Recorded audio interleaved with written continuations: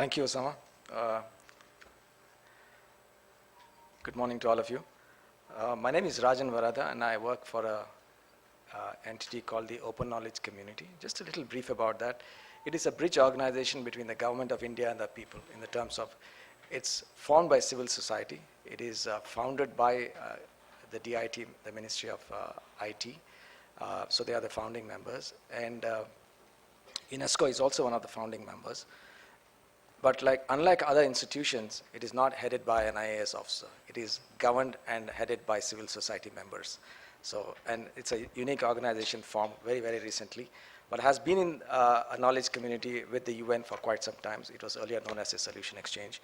One of the things that we do in this organization is to connect with people, right from grassroots upwards. And we try to bring needs of the people into policy, and that's one of the things that I do very passionately. And having said that, I will bring some of my thoughts onto this today's table. There were two things that the last two speakers, that Ganesh said about digital dividends.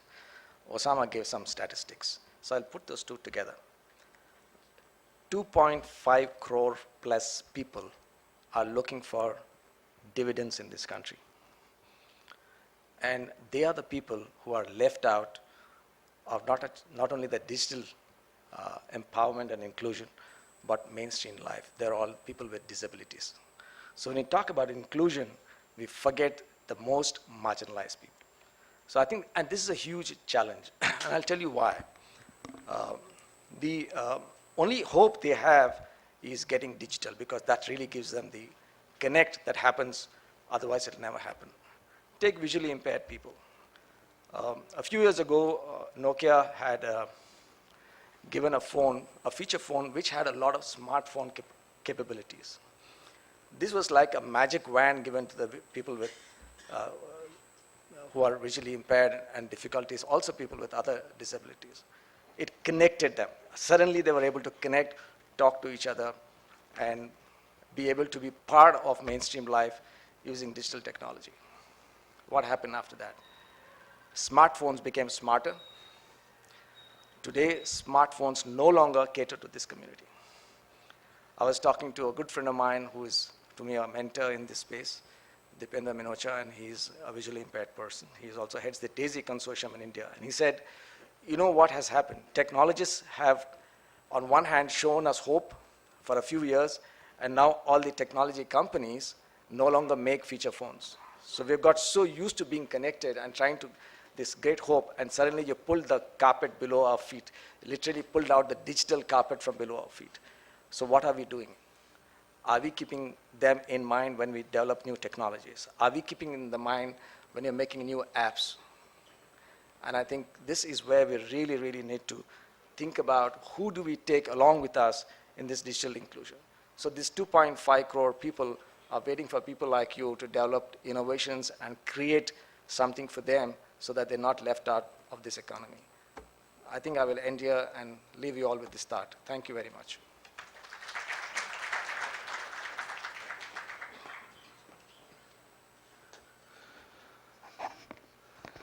Yesterday somebody was saying, mobile has become more closer to your heart than your sweetheart. And, but to give you a fact, on statistics, mobile is being said that it connects 900 plus million people. That's what all the companies say, that the mobile penetration is 900 million plus. But those are the number of SIMs that we have sold, not the number of people we have connected. You know, you and me have more than one phones. Calcutta has got 5 phones per person in urban area, and they have less than 25% penetration in rural areas. So if you look at the real household connectivity or the real level individual connecting, we don't have more than 500 million people connected through even mobile.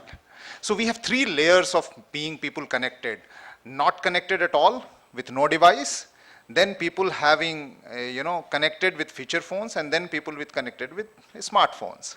And since it is India, all are in millions. So there is enough market to concentrate on, low-hanging fruits and all that, and there is always a, suffering bottom-up people.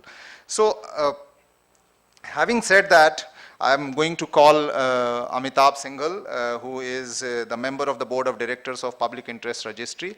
Public Interest Registry manages .org, and for your information, they are also launching .ngo. So every NGO who is here, or everybody who is developing, making NGO, will have domain name called .ngo. So xyz.ngo. So that's what, Amitabh sits on the board, and maybe he can say something which is connecting us through the social sector. So you've already said most of the stuff that I was supposed to say, so I think I can go back to the sofa and sit there. Okay, I think he mentioned about the Facebook note that he was talking about, sweethearts and mobiles. So the answer that I had given on the Facebook itself was, I think mobiles are also responsible for breaking up those sweethearts as well. Okay, so that's the other side of it. Okay, having said that, he's already given the introduction. I sit on the board of a company which is a non-profit company based out of a town called Reston in US, close to Washington, DC, and it's a non-profit. It's been running .org registry, which most non-profits use, is a home for most non-profits and institutions and foundations. Was an organization set up by another organization which is also a non-profit called Internet Society, which was in turn set up by the founder of Internet, Dr. Vint Cerf. So the motto of that society is Internet for all, and it works towards achieving those objectives of free and fair access to Internet for all. Okay, it also is a home for standards body called IETF, Internet Engineering Task Force, which sets the standards for Internet. So being in that august company that I am, fortunately, I think Internet is the passion that we have, and we work towards ensuring that more and more people get connected worldwide. And today we have about 2.5 billion people connected on the Internet, but we also look forward to 2.5 billion remaining people who are not yet connected. So mobiles are much, much ahead than Internet. Internet has its own peculiar limitations that people are trying to overcome in terms of getting people to connect. So two aspects of inclusion that I'll quickly touch upon before we get into the discussion mode is I'm personally happy with the fact that as PIR, Public Interest Registry, we have now been working with DEF for about 3 years now in terms of reaching out to the grassroots communities, the NGO world. And we are doing that globally, but with DEF specifically, we are doing it in India, South Asia, and also reaching out into Africa as well, where we conduct workshops with NGOs. So each workshop, I think we have done about probably, at least personally, I've been to about 15, 20 workshops all over, but maybe around 70, 75 workshops have been done already all over in most of these countries. About 36 countries have been covered.